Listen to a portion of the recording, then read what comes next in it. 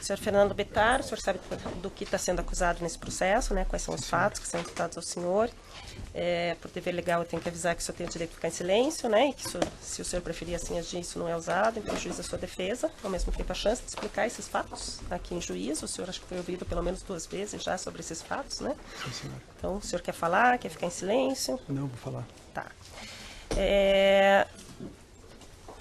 Inicialmente, o senhor é relatado que o senhor é uma pessoa do convívio próximo do ex-presidente Lula e da dona Marisa, Perfeito. certo? Certo. Desde a infância, como que era a convivência? A gente conviveu a vida inteira, né? A partir da década de 70, o meu pai, ele, junto nos movimentos sindicais, junto com o presidente Lula, acabou se adquirindo uma relação única entre as famílias e a gente passou a conviver muito junto, com Natal, Réveillon, festas, férias, alguns eventos em chácaras e sítios. Então esse era um hábito muito comum entre a gente. E eu tinha uma relação muito próxima deles, né? A dona Marisa, eu chamava de tia, a gente tinha uma relação em momentos muito difíceis da nossa vida, eles estiveram presentes.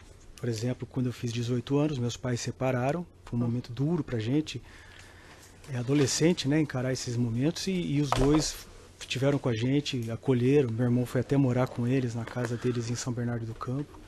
Tá, isso foi antes da presidência, durante a presidência Isso e após a vida presidência? Inteira, a vida inteira, doutor. Como que vocês chegaram à compra desse sítio que é objeto dessa denúncia? Então, doutora, vou voltar um pouco à história, porque o meu pai, ele foi diagnosticado com Parkinson, né? E ele estava muito debilitado. Eu não sabia, desculpa eu estar um pouco nervoso, mas a primeira... Se quiser, tem água ali. Tá ok, obrigado. O primeiro sintoma do Parkinson é a depressão. Ele já tinha um estado depressivo Que ano foi forte. isso? Eu acho que foi em 2005, 2006, o diagnóstico do Parkinson. Aí meu pai começou a ficar muito mal, muito mal. O presidente Lula e a tia Marisa ficaram sensibilizados e foram buscar meu pai, acolheram meu pai para ficar com eles em Brasília. O meu pai, ele foi realmente melhorando, porque houve uma mudança do medicamento do meu pai, um acompanhamento mais de perto com o médico que eles tinham lá, caminhava, pescava, então jogava mexe-mexe, foi o dia a dia dele lá em Brasília. Meu pai chegou a ficar uma época com eles lá, uns 4 meses seguidos. Então eles cuidaram muito dele. Meu pai muito sensibilizado com tudo que estava acontecendo, porque já estava chegando no final do governo, e meu pai estava querendo reunir a família, por causa da doença. Ele falou, pô, os meus filhos, cada um está morando num lugar. Meu irmão morava no Rio, eu morava em São Paulo, minha irmã morava em Campinas e meu pai morava em São Vicente. Temos uma propriedade em outro lugar, mas é muito distante, fica a 300 quilômetros da capital. Então, Qual que é esse outro lugar? É Manduri. Manduri É a no cidade que meu interior de pai São Paulo nasceu. também. A cidade que meu pai nasceu. E minha esposa é de lá. E aí meu pai começou com um amigo dele, um cara de Campinas, chamado Nelson Caires, e começou uma procura de um sítio. Ele queria reunir, queria estar com a família, queria voltar àqueles momentos que a gente sempre teve junto, inclusive em Brasília a gente estava junto. Aí eu mesmo fui visitar alguns sítios na redondeza ali em Campinas, na região de Campinas, junto com esse Nelson? Com o Nelson. Eu lembro até que acho que meu pai queria até comprar o sítio do Nelson. O Nelson mora numa casa que é meio sítio, meio chácara, fica em Joaquim Egídio. E aí eu lembro que pintou uma oportunidade num site que eles viram, e meu pai me comunicou e eu fui visitar esses sítios. O proprietário que te acompanhou na visita? Na primeira visita eu fui eu fui com ele, e aí ele estava lá, o filho do proprietário. O filho, lembra o nome? Eu não lembro o nome, lembro que estava ele, a esposa e um filhinho novo. E quem te acompanhava? Geralmente o Nelson. O Nelson tinha um amigo que era corretor, que às vezes ia, mas eu não posso precisar se eles estavam nessas idas. Eu sei que foram várias idas em sítios que eu fui. Mas o senhor estava procurando para o seu pai, então, não era para o senhor? Não, meu pai. O teu pai que queria? Queria comprar um sítio. Tá. E aí o senhor viu esse sítio, gostou desse sítio? Aí eu vi o sítio, achei que seria interessante, só que eu não tinha condições de pagar esse sítio. Tá. Foi te pedido quanto? Lembra? Na verdade foi pedido no valor total 1,5 milhão no sítio, e eram 2 matrículas, só que o proprietário deixou claro que não venderia separadas as matrículas, né?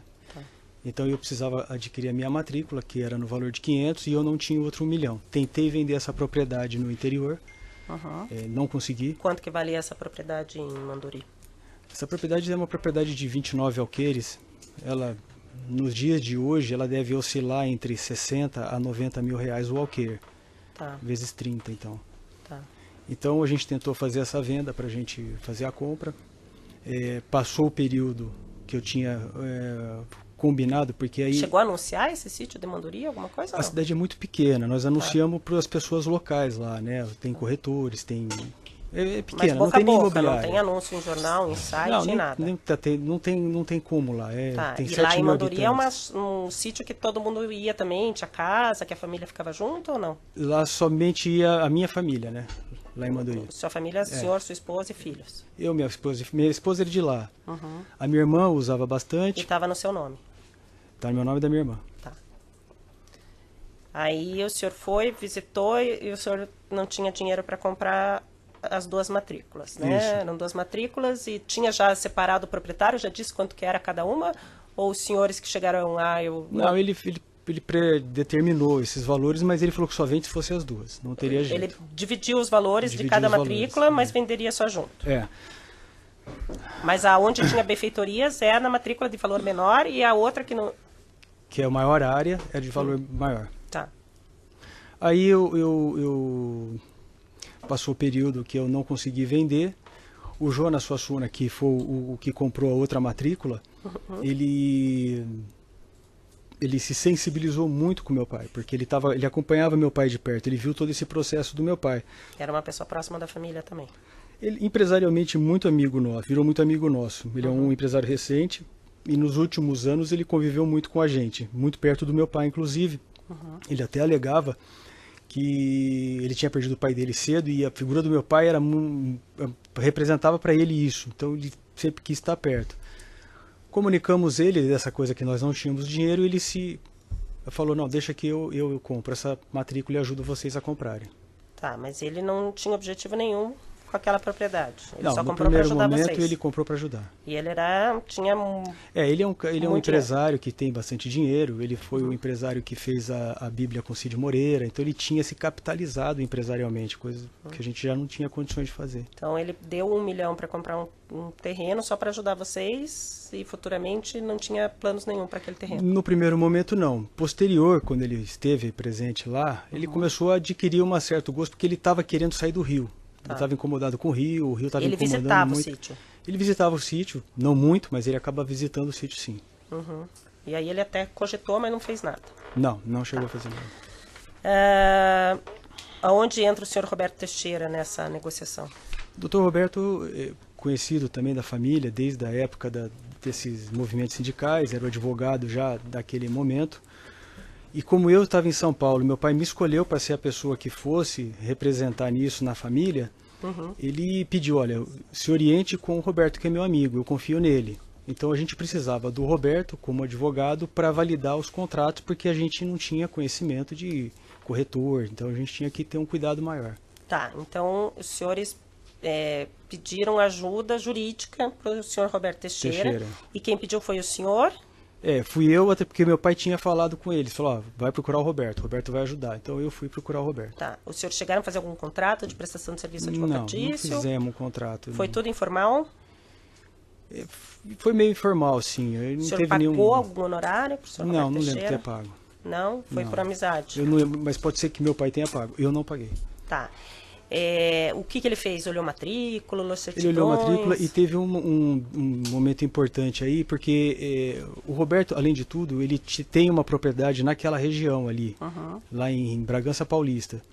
Então ele sabia que ali é uma área de proteção ambiental, é uma área que tinha um cuidado no mapa. Eu lembro que ele até falou pra gente, olha, vou fazer uma análise para ver se isso te permite construir ou vender, ou então, porque, se não me engano, teve uma lei que alterava a questão ambiental. Não sei se foi o Código Florestal, isso eu não posso lhe dizer, doutora, mas eu lembro que teve um fato marcante naquele período em 2010. Tinha uma área de Uma área de preservação, acho que Preservação ele ia registrada na matrícula. ele achava que ele ia fazer uma análise e se tivesse, ele até falou que a gente não deveria comprar o sítio, mas aí ele viu que não tinha problema e a gente comprou. Tá. E se tem área de preservação, o senhor sabe? Se tem alguma coisa averbada na matrícula? Quando ele, pelo menos foi o que ele me autorizou a comprar naquele momento. Eu não sei se teve mudanças em relação a hoje. O senhor sabe alguma área do sítio que não pode construir, alguma área que tem que ficar intocada? Não, tem a área assim? do Jonas, né? A área do Jonas, ela passa uma área florestal mesmo. Tem uma parte, sim. Mas a minha parte, acho que se tiver então a área muito do pouco, Jonas não pode construir? Ou tem não uma pode? parte Uma que não parte. pode, Tá, isso foi orientado também. Isso foi orientado na época. Tá. E lá não Desculpa, tinha nenhuma doutora, benfeitoria se também? eu não lembrar muito, mas foi... Tá. Aí, lembra quando que foi feita a escritura, quando que foi pago o sinal, como é que foi pago?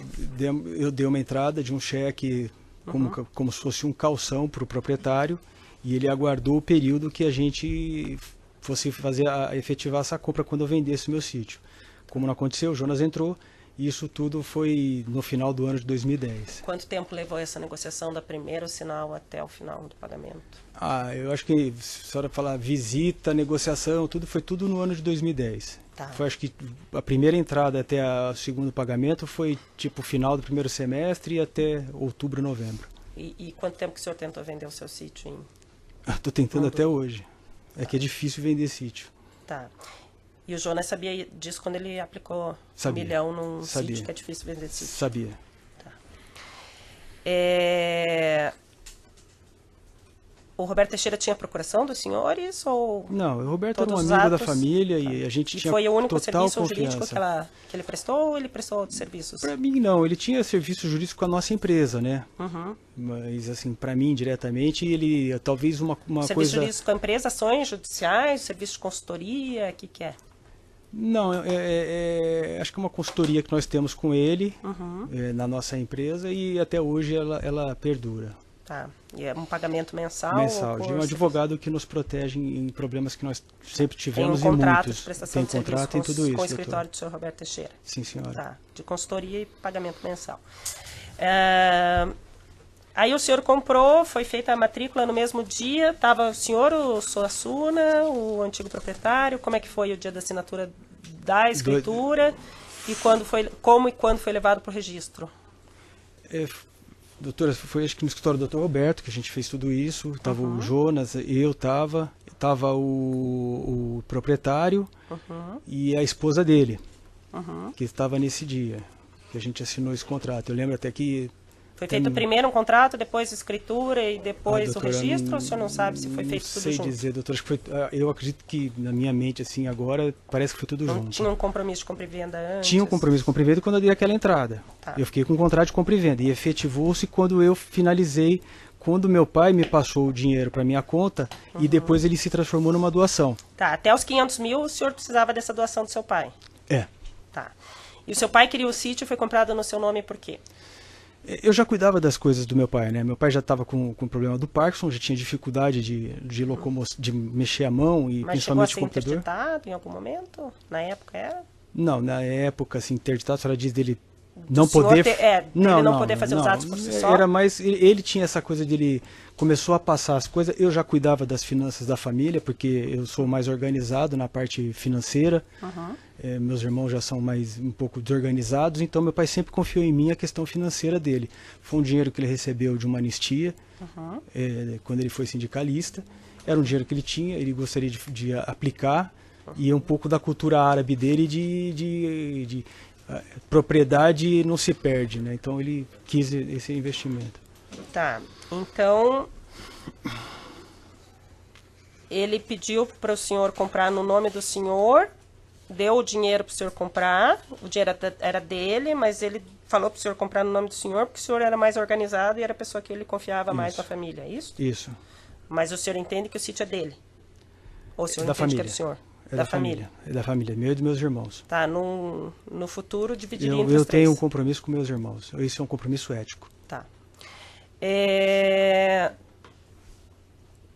Como é que foi as primeiras conversas para que houvesse uma reforma do sítio e quando que a dona Marisa entrou nessa reforma? Aliás, vocês compraram, já tinha uma estrutura. Tinha, era muito bem cuidado, inclusive, doutora. O antigo proprietário... Já cabia a tua família? Cabia. Tá. A nossa necessidade era totalmente atendida, o sítio era muito bem cuidado. O ex-proprietário, ele era um cara de sítio, ele gostava de fazer, se não me engano, acho que já era a segunda ou terceira propriedade que ele fazia, toda feita com muito capricho. E a gente, quando comprou o sítio, a gente quis somente fazer umas adaptações, que não seriam muitas, eram adaptações para receber o nosso pessoal. Ia ser um sítio de convivência. O senhor estimava investir quanto para fazer essas adaptações? Era muito pouco. Vamos dizer, no primeiro momento, assim, uns 20 a 30 mil reais, mas sabendo que sempre ia tendo obras ao longo do sítio, que eles foram ocorrendo e eu gastei mais do que isso. E aí, desculpa. entrou a dona Marisa. Então, aí o que aconteceu? O meu pai, com a questão de estar em Brasília com eles, começou a conviver com um drama que eles estavam passando lá, que era a questão do acervo. Eles tinham uma grande quantidade de coisas que eles precisavam trazer e eles não sabiam para onde, não tinham aonde.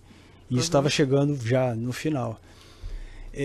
Quando nós efetivamos a compra do sítio, meu pai comunicou a dona Marisa: olha, eu comprei um sítio para nossa família e eu estou colocando ele à disposição para vocês darem uma olhada no acervo. Eu fui lá fazer as obras quando eu comprei, mas foram as pequenas obras, era obra de acessibilidade.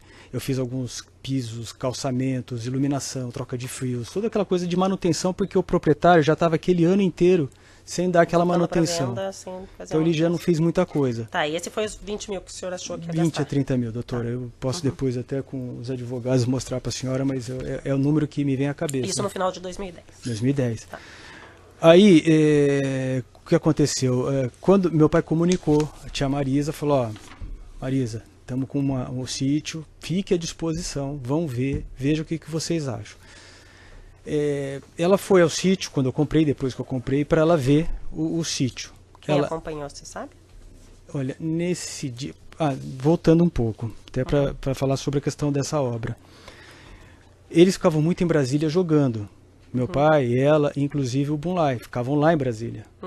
E meu pai falou: olha, a tia Marisa está indo para São Paulo, ela vai ver o sítio e ela vai dar uma olhada para ver se cabe os pertences dela. E, inclusive o senhor Bunlai vai também para conhecer, porque ele é um engenheiro e ele tem condições de dimensionar. Falei, beleza, tal. Eu acho, doutora, que nesse dia foram a tia Marisa, foi o Bunlai, foi mais uma pessoa, um sócio, um empresário, não lembro, estava junto com o Bunlai, mas eu não sei dizer o nome dele, e dimensionou o que precisava. Eles viram que, olharam o sítio, viu que não dava para fazer as coisas. O que aconteceu? Saímos desse dia daí, saiu eu, a tia Marisa, e fomos lá para casa do meu pai em São Vicente, na sequência. E ela saiu dessa visita? E fomos lá para São Vicente. Fomos lá para casa do meu pai e falou: olha, não vai dar e vamos ter que fazer uma obra, um projeto. Isso, a interlocução sempre muito meu pai e ela, porque ele estava muito junto. Já era final do ano, final de governo. Eu, além dessa compra do sítio, eu estava no final do ano de empresa, então era muito corrida a minha vida também. Então eu ficava num cuidar de muitas coisas. Deixa eu tomar uma aguinha, doutora.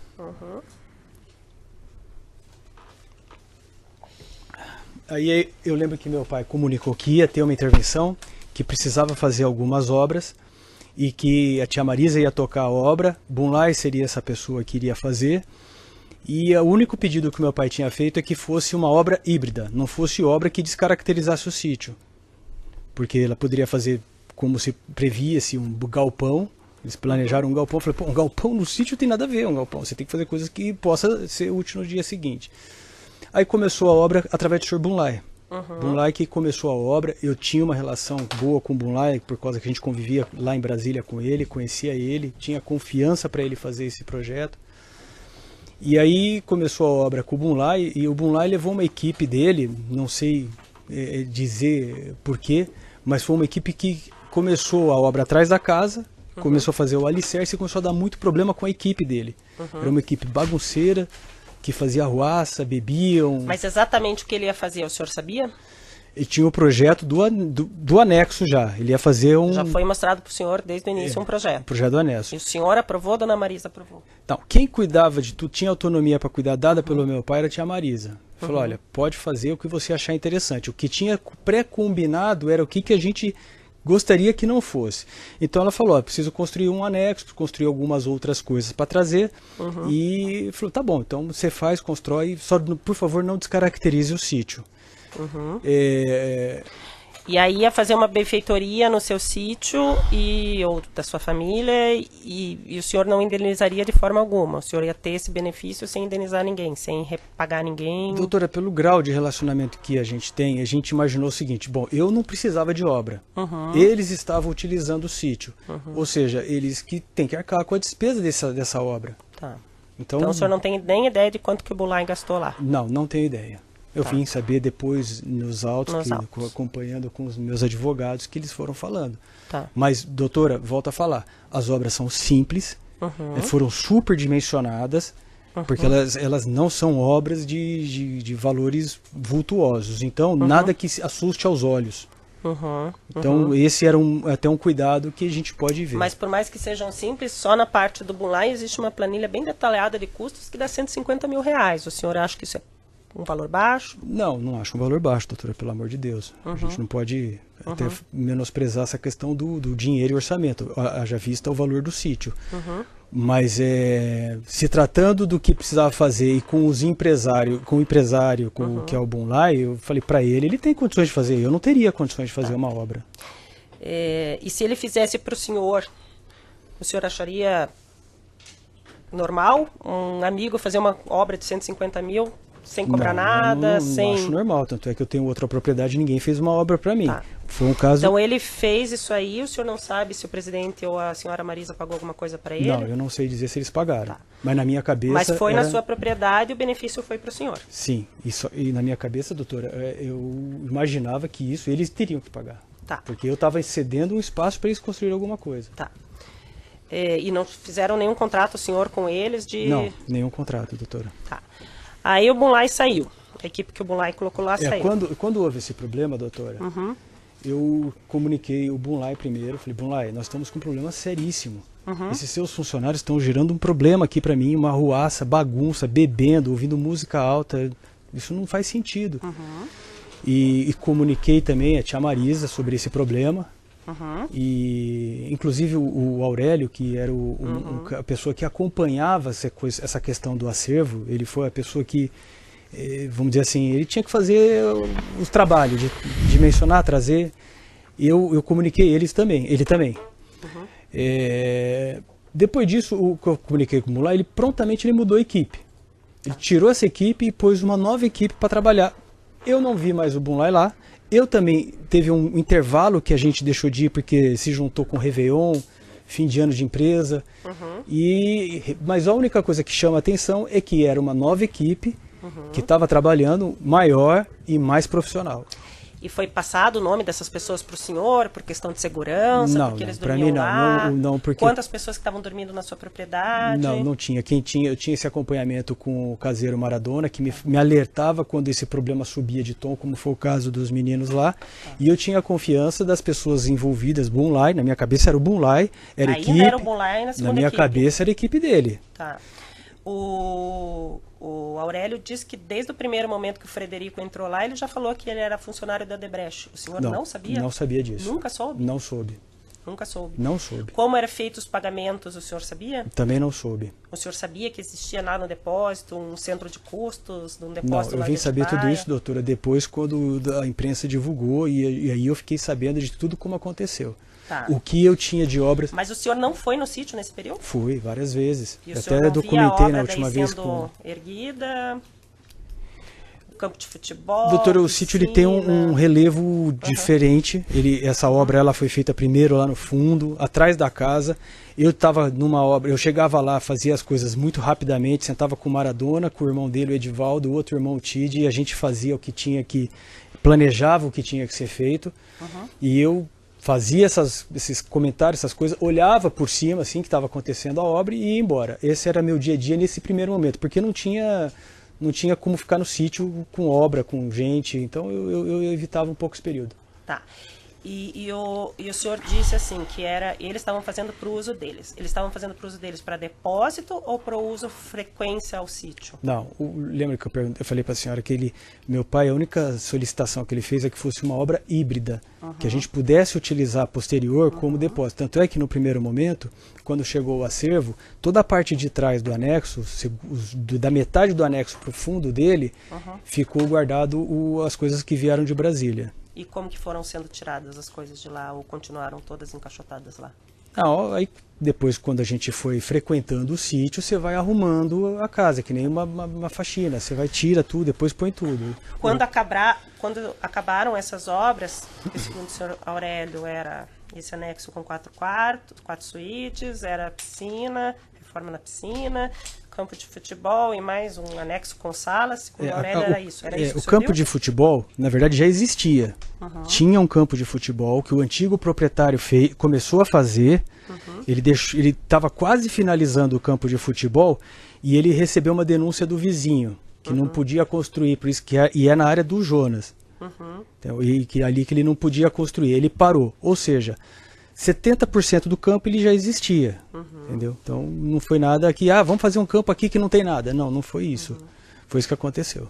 Tá, mas eram essas 4 coisas que foram feitas por essa segunda equipe. Foi a piscina, foi a sauna, foi o anexo. Do lado do anexo, os quartos que também foram utilizados, que falaram que é uma adega, mas é um quarto que chegaram os vinhos e foi colocado lá. Não foi construído para ser uma adega. Não é uma adega, é um quarto. É um quarto de empregadas. São 3 quartos de empregadas, assim, que são quartos bons de empregado.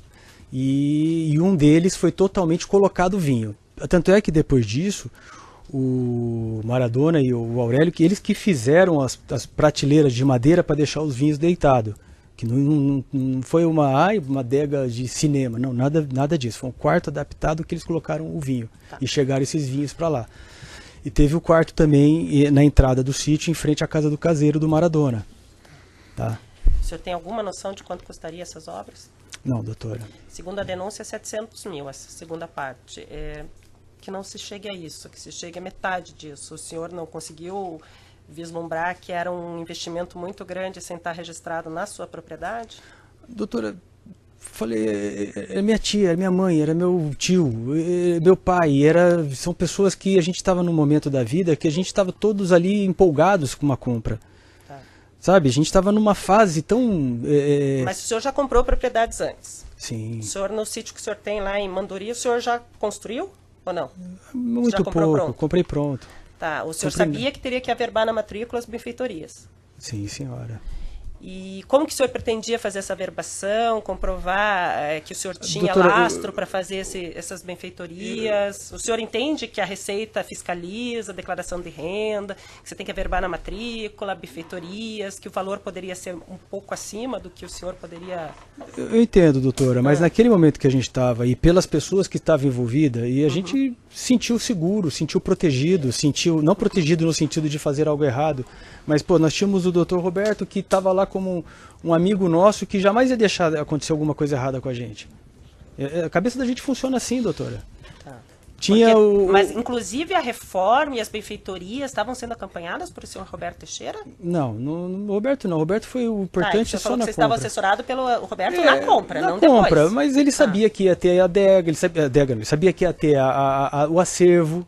Então ele sabia tudo isso. Então a gente, como é um grupo de amigos, a gente não sentiu-se desamparado. Eu não tenho a leitura... Hoje aprendi muito, doutora. A gente aprende muito, infelizmente, de uma forma dura. Que a gente... Tá dando 30? Pode parar então, começar um novo. Posso tomar uma água aqui?